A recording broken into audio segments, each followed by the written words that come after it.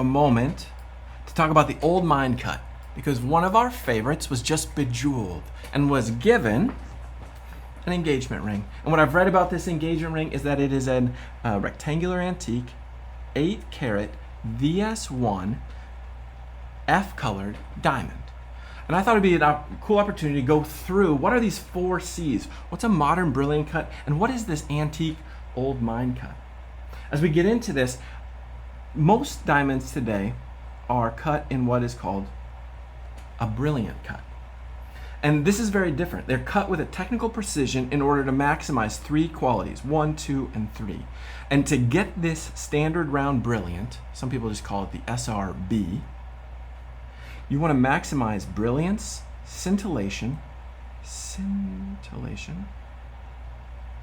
and dispersion. Dispersion is like the rainbow color, whereas brilliance and scintillation are the sparkle of a gem.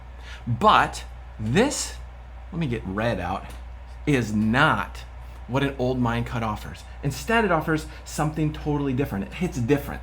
And let's talk about why. To do that, I want to show a picture. Here's a good example of an old mine cut diamond compared to the modern standard round brilliant. And the performance, right? The sparkle and the rainbow you can see between this on the left, the old mine, the antique, and the standard round brilliant is different. And the reason for this is time and precision and cutting by hand versus cutting with machinery. We're going to draw each of these. So for the old mine cut and the standard round brilliant, if we were to look at these on their side view, we would see something very different between them. And it's this side view that's going to explain the performance. So first I'm going to draw the old mine view, side view.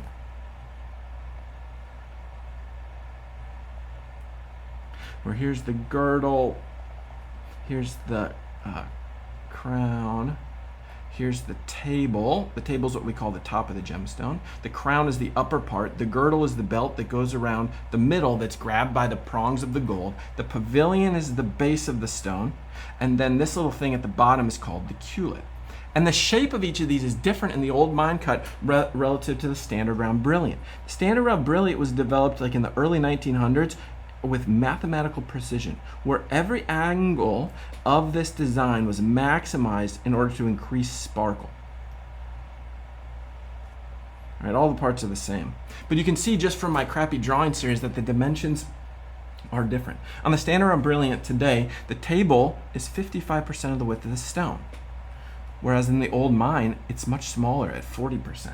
The angle of the crown in the old mine is like 45 to 50 degrees. It's a very steep angle, whereas the crown in the modern cut that most people wear today is around 30 degrees. The girdle's the same, but notice the pavilion's different. The pavilion facets are much larger on the old mine cut than they are on the standard round brilliant. Oh, we can add some of these to make it look nice. And the pavilion angle is 41 degrees on the modern cut, but back in the day when the old mine cut was being made, they were more than 45 degrees. Sorry, not percent, but degrees. The biggest difference besides like the height and depth of the stone because of the different angles is this thing here at the bottom is the culet. Modern stones have a sharp culet, and that maximizes our sparkle. But on the old mine, there's actually a flat spot put at the bottom. It's wide and flat, and that was done to make it more sturdy so the stones wouldn't chip.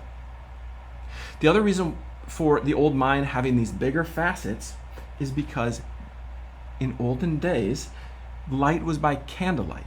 Things were dimmer. And the brilliance of a diamond, I mean, they polishes up real nice, but when a diamond gets polished, whether it's with the standard round brilliant or the old mine antique cut, it will sparkle. 70% of light will reflect off because of its luster compared to only 14% in glass.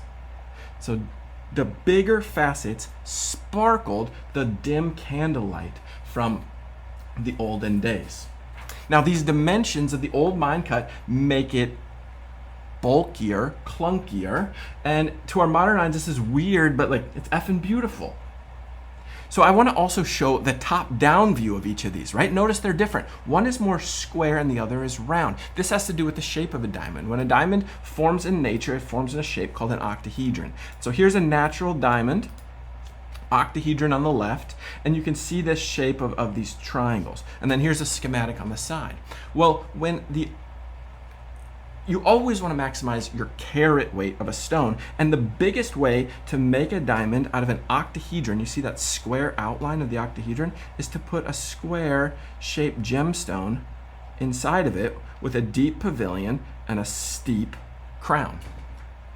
And so that's one of the reasons why we had this shape. Now in today's market, we don't cut that shape as often. Sometimes you can go find a cushion shape. That's what we call the shape that is like the rounded square. Well, that's not a very good cushion, but the key is that it's a rounded square cut is what a cushion is. But whereas today it's more like the round is popular, the marquee is popular, maybe the sharp square princess or an oval cut. I've recently heard the oval is very popular. All right, so where does the name come from? Old mine. Well, it comes from exactly probably what you'd guess. It comes from olden day mines. And I'll try to do this with a map. All right, so in the 1860s, diamonds are discovered in South Africa. This produces a diamond rush, and then the De Beers Corporation gets founded. At around the same time, the Industrial Revolution's going on, and there's mechanical diamond cutting, and so the old mine cut goes out of fashion as the round cut becomes popularized. All these new diamonds that are cutting round are coming from South Africa. But before 1860, where were the diamonds coming from? Well, in the 1700s, diamonds were discovered in Brazil. We'll put here like 1700s. Before the round was popularized. Now, and before the 1700s, diamonds were coming from an area in India called Golconda. And this has been like for the last 2,000 years. So, shapes that are round are modern. Anything from before 1860, we could like have 1860 be the dividing line. Let's say here's 1860. And so this is going to be the more modern cut. And everything older than that, well, that looks old. It looks antique. Hence the name old mine cut. This is stuff from the Victorian era, let's say Jane Austen's, all those books like Pride and Prejudice, we love so much. They're going to be wearing old mine cut because it's before 1860. So this name truly is and truly reflects a different era.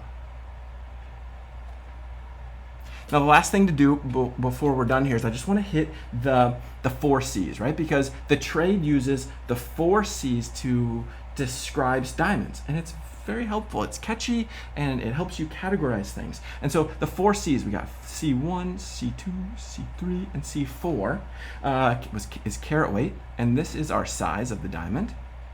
And the diamond we were talking about today was, from what I read, an 8 carat, which is big. The clarity, this has to do with inclusions, and inclusions range from IF, which is internally flawless, whoa, those are expensive, to something like Si2, which means included. This means little crystals of other minerals like garnet or olivine or pyroxene are within the natural diamond, and you can see them in the stone.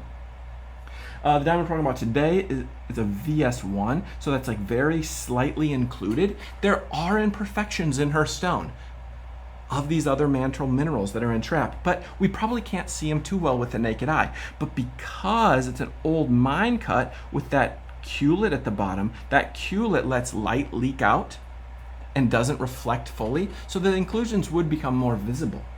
Our color is our next C, and color ranges in a scale from D to Z, and Z is like brown, and D is colorless.